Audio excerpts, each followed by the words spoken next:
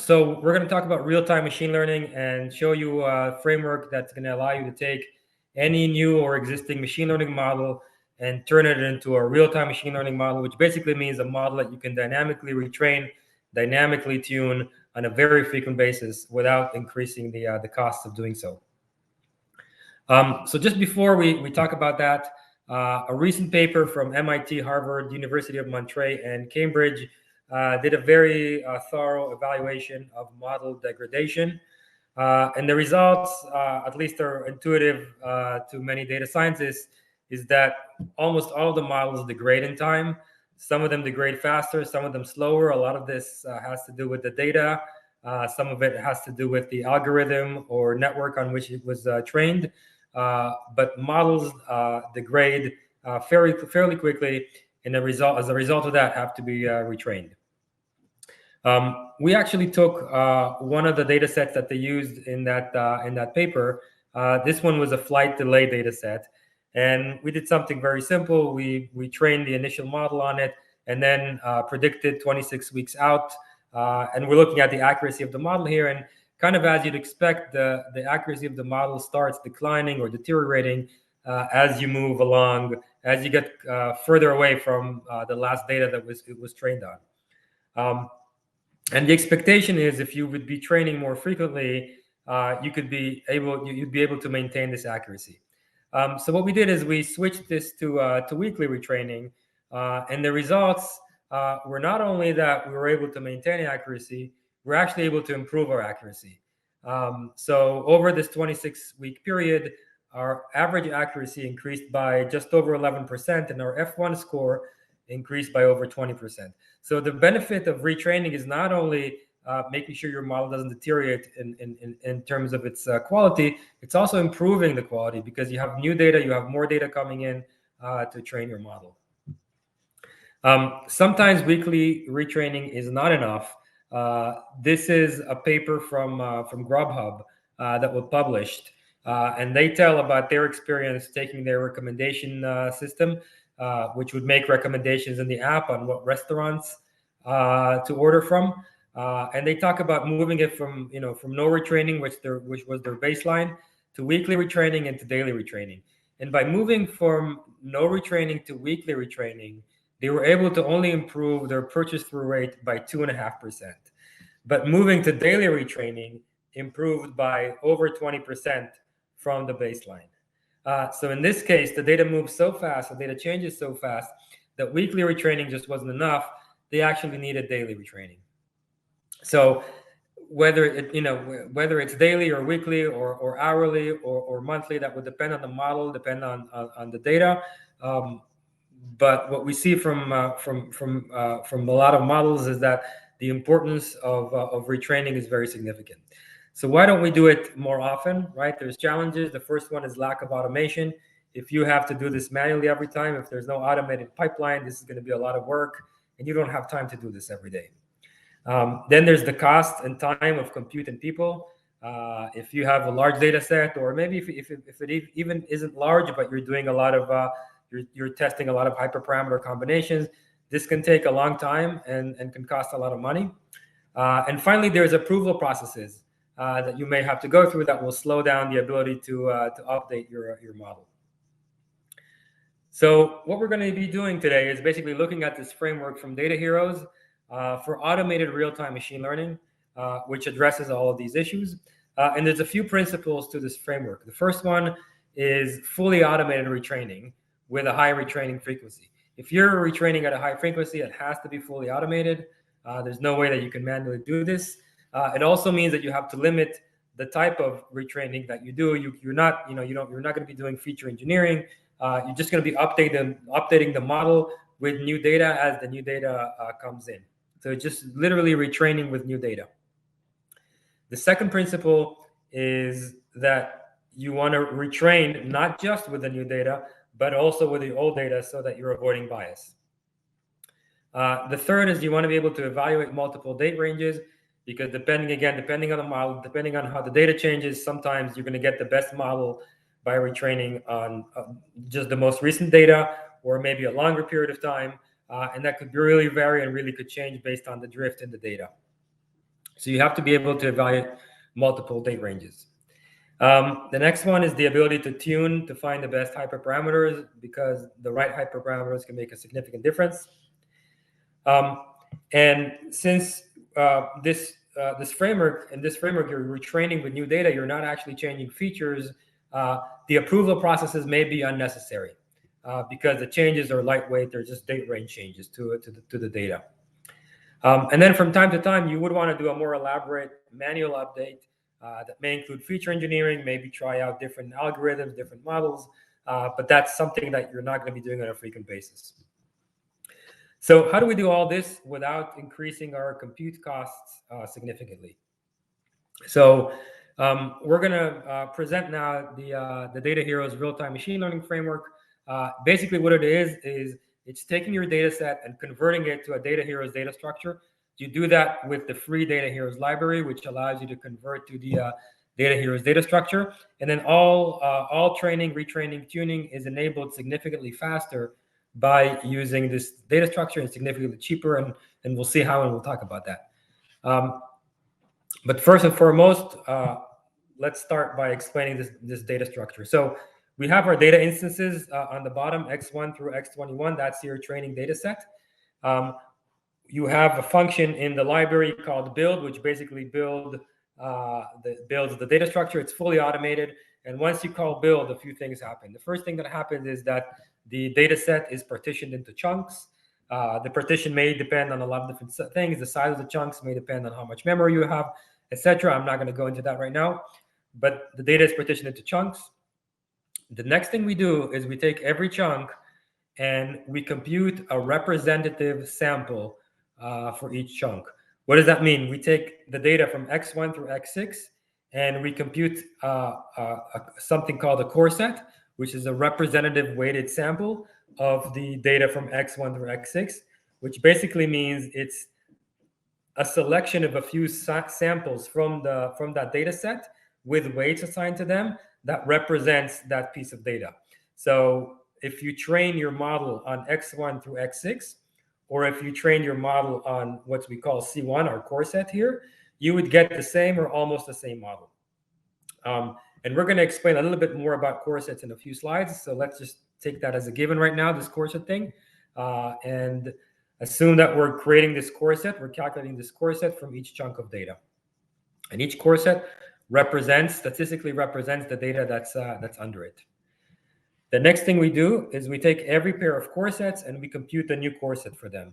So C3 is a core set of C1 and C2 and actually represents our data from X1 through X12.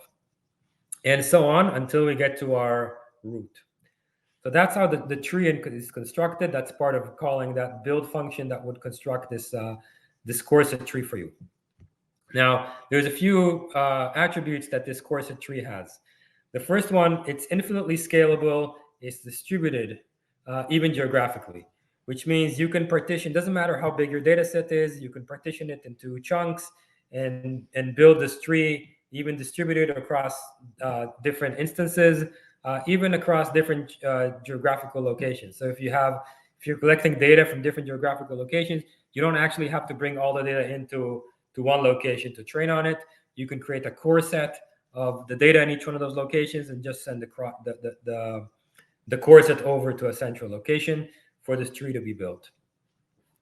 The second attribute of this is that the tree can be built based on a business logic. For example, time series. So if your data is time series data, then, for example, C1, the core set C1 that represents X1 through X6 might be week 1 of your data. And C2 might be week 2, and so on and so forth. And what does that give us? Well, that's the next bullet point. Your model can be trained on any core set in this tree. So if you want to train your model on your full data set, you're going to train on the root, which is C7 in this case. But if you want to train on a portion, let's say on week 1 or week 2 of your data, or week 2 or week 3, you can train it on any core set or combination of core sets within your tree. The other attribute is that this data structure is built once, but can be used multiple times. So once you build it, you never have to actually rebuild it again. And we'll talk about that again in a minute. And finally, the time it takes to build this pre-processing phase is less than the time it would take to train on this model. Many times even significantly less, even orders of magnitude less than training on the model. So you may be asking yourself, well, this is great, but how does this help me retrain my model in production? And the answer is, in production, you're going to have a model that's initially trained on a training data set, and then you're going to have more data coming in every day or every hour or whatever the frequency might be. With this structure, you never actually have to rebuild the structure from scratch. What you can do with new data from production comes in, you can simply add it to the existing structure. So if I now I collected new data, X22 through X24, I can simply add it to an existing node. I have a function in the library that does that. It's called partial build. This whole process is automated. It's added to a node. As a result of that, the core sets on the path to the root will get updated. So C5 will get updated, C6 and C7. And this process takes a few seconds. And I now have an updated tree that I can train on, which includes both my old and my new data. The same applies, by the way, if I need to change data, if I need to modify a label or remove data, the exact same process takes a few seconds. I never have to actually retrain on my full data set. So let's see a real example of this. Here what we have is we have a data set, and we're doing kind of similar to what would happen in production. We're training a model with a part of the data set, and then we're adding more and more data and retraining our model. We're doing it once with the full data set, and once we're doing it by using the data heroes library. So let's look at the full data set first. We take the first 2 million instances and we train. It takes us 335 seconds to do that. Then we add another 4 million and retrain, another 4 million and retrain, and another 4 million and retrain. And finally, when we're at 14 million instances, it takes us 1,850 seconds to train. So about half an hour to train. And of course, as more data is collected, this is going to continue growing. Now, we do the same by using the data heroes library. First, what we do is we take those first 2 million and we build that data heroes data structure. The time it takes to build a data heroes data structure is 8 seconds. Compare that to the 335 seconds it took to train, just 8 seconds to build the data structure. And then training on the data structure, we're actually training on that core set, of the root core set. Takes just 18 seconds because we're training on significantly less data, only data that is in that core set. And then what we're doing is we're adding 200,000 instances to our structure at a time. And it takes us 4 seconds to add 200,000 instances. So imagine you have data coming from production, and every hour or every day, you're adding another 200,000 instances. It's just 4 seconds to add. And you can see that even as we keep doing that, the time it takes to add the instances and retrain stays pretty much the same, which is around 28 seconds. So this doesn't grow the way that the training time will grow as your data set grows, because it has this tree structure. It grows logarithmically. It will grow significantly slower. And the bigger the data set, the more benefit you will see here. I'm gonna do a quick pause to see if there is any questions, Eitan, that you want to answer that were asked in the meantime before we talk a little bit more in detail about what core sets are. Actually, I think I'm covering those pretty good on the chat over here. There is one thing I would address. You said that there was no feature engineering needed. The idea is that you don't need to reinvent and do feature engineering from scratch. You can take your existing pipeline in order to do that. Yep, thank you. Okay, so let's take a little bit of a look at what this core set thing is. So a core set basically comes from the field of computational geometry. It's been studied in academia for the past 20 years. It's based on mathematical proofs. And what it is, basically, a core set is a small weighted subset from a data set that preserves the statistical properties and the outliers of the data set with respect to a given algorithm. That means it's not like a reduction of, it's not a dimensionality reduction like PCA. We're taking actual instances from the original data set and we're giving them a weight. And once we create this core set, you can do training, you can do tuning on the core set, and you get the same or almost the same result as if you've used the underlying data that was used to create the core set.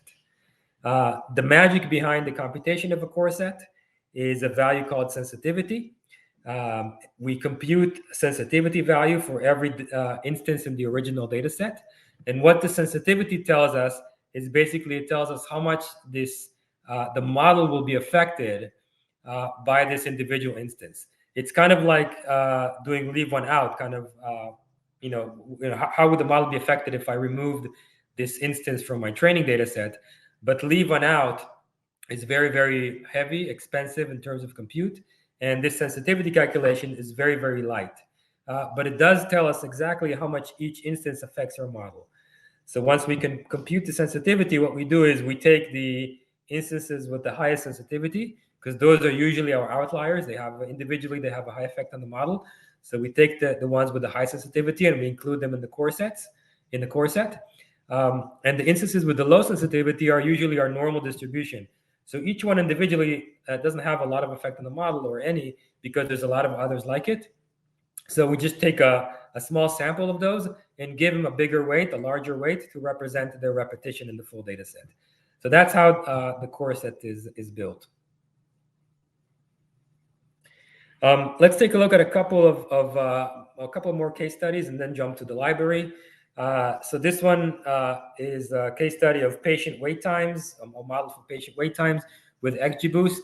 And what we could see is the baseline here is quarterly retraining. By moving to monthly retraining, we were able to improve accuracy by 2.7%. But the real benefit came from by moving to weekly retraining. By moving to weekly retraining, we were able to improve accuracy by 10%. If you look at their actual compute costs, since we're using that data here as data structure, we're using the core sets, so we're training on significantly smaller data to do that. By moving to monthly retraining, we were able to save 82% of the compute costs, and moving to weekly retraining saved us 22% of the compute costs. So you get to have your cake and eat it too. You're improving accuracy and you're reducing cost. The second example, this is a fraud protection data set, the light GBM model.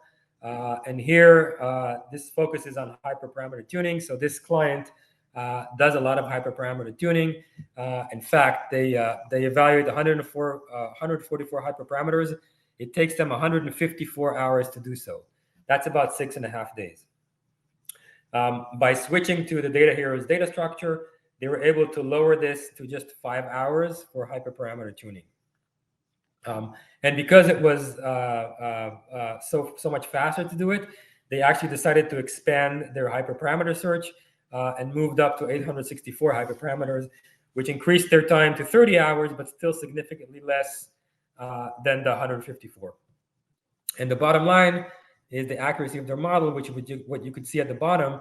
They went from a 0.886 to a 0.94 accuracy for their model by switching to Data Heroes and using the larger number of hyperparameters. Now, the other thing that you might notice here is this graph in the middle, which shows that the same number of hyperparameters, 144, by using Data Heroes, they actually were able to get a better balanced accuracy score than they were able to get from the full data set, which we've seen happen many times. There's a lot of different quality metrics, and we've seen some of them we are able to achieve significantly better results. Some of them are, not always better. Some of them slightly less. So results could vary depending on the data set, but it's been many times that we've been able to surpass the results from the full data set. So finally, how to get started. You can visit our website, dataheroes.ai. If you go to the menu on top, resources, and choose the getting started page, that basically allows you to create a free account. Once you create a free account, you can pip install the library. You can pip install it anywhere on your own machine. You could do that and activate your account and start using the library. you can do it on your own computer, which means your data set never actually has to leave your environment. We also have the code wizard, which is very helpful in terms of helping you get started. Let me quickly show you the code wizard. So the idea with the code wizard is that you're able to select the type of use case, whether you're doing model training and tuning or model retraining. You can select your ML algorithm, the library that you want, how your data set is available, whether it's a NumPy array, or whether it's a data frame, or whether it's a file, the type of file, etc. And the code is automatically generated for you, just to make it easier to start. And you just have to replace those yellow highlights with their your relevant data. So that makes it significantly easier to start. And just to give you a quick glimpse of how it's done, in order to build a core set, what you need to do is you first initialize the object. In this case, we're initializing an object called core set tree service DTC. DTC is decision tree classification, because we're going to be doing a decision tree classification model. You pass a few parameters to the core set. And then after you've initialized the object, you basically call the build or build from file, and that will build that tree structure you've seen. So it's really, really easy. And then, for example, in this example, if you want to add new data that came in from production, you use the partial build from file, and this would add your data to the existing tree that you've already created. So it's very simple to start using. That's it. We have, you're welcome to visit our website, our GitHub, our LinkedIn. Reach out to us if there's any questions. Just use the contact form, or feel free to email me. My email is Oren, O-R-E-N, @dataheroes.ai. We'd love to hear from you. And at this point, I'm going to stop sharing and open up to any additional questions. Oren and Eitan, thanks so much. That was a great talk. So, and Eitan, thanks so much for answering all those questions. That was a good team talk there for sure. So we'll just give it a few more minutes there to see if some more comments come in. But Great. yeah. Great. Eitan, are there any questions that you want to answer? No, I think you covered it all. I was Okay. I didn't follow everything you said. I was busy here answering people, not seeing anything open that critical. No, I think I got it all. Okay. I think so too. All right. Okay. Great. Well, if there's no more questions, we're happy to give everyone 4 minutes back of their time. Thank you so much. There's a new question just came in. Could you expand a bit more on the core set having a sensitivity with respect to a certain algorithm? By that, do you mean a classifier algorithm?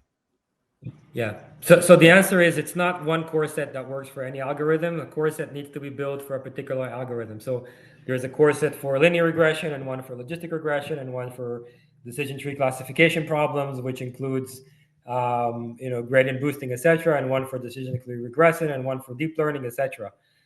That's what we mean by that. And you noticed when I show how we initialize the library, we have to actually select which type of core set we want to build based on the problem that we're trying to solve. And if we're planning to train a few different models, in some cases, you might want to build a few different core sets. So it would be the current algorithm. There's a follow-up question. Are you seeing the questions, Oren? Yeah. Yeah. Do you understand it? Yeah, he's following up on the question if you need to know ahead to classify the algorithm. So yeah, at the moment you need to know ahead what you're going to use.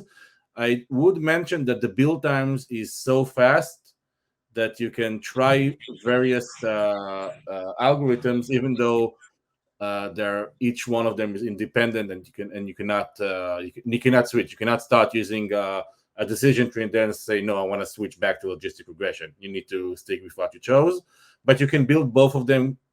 The build time for those are very quick. But I'll add to that all the decision tree problems use the same family. They use the same core set. So if you're planning to do random forest and gradient boosting or XGBoost and light GBM, you're actually using the same core set for all of those. So you need to build that core set once.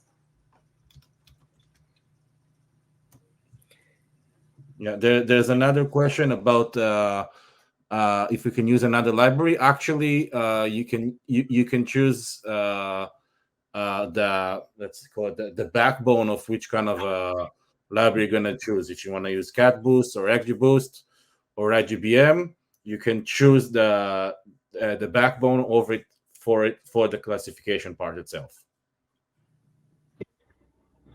Or scikit-learn. Oh, scikit-learn, of course.